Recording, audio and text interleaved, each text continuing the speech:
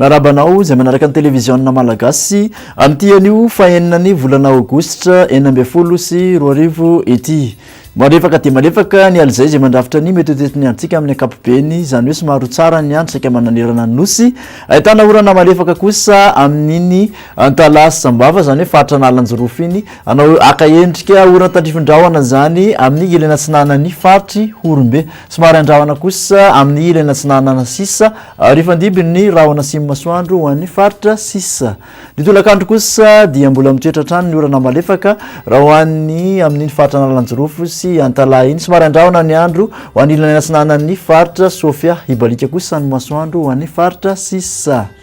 ny maripana ambany indrindra voavinavinina dia 20 degré Celsius an'ny vakana karatra manodidina ny 13 raha ho an'ny faritra ampovoantany ary tsy latsaky ny 14 kosa raha ho an'ny morotsiraka rehetra ny maripana ambony indrindra voavinavinina moa dia 13 degré Celsius an'ny Majanga manodidina ny 4 ka hatramin'ny 5 raha ho an'ny faritra ampovoantany ary 20 ka hatramin'ny 20 kosa ho an'ny morotsiraka rehetra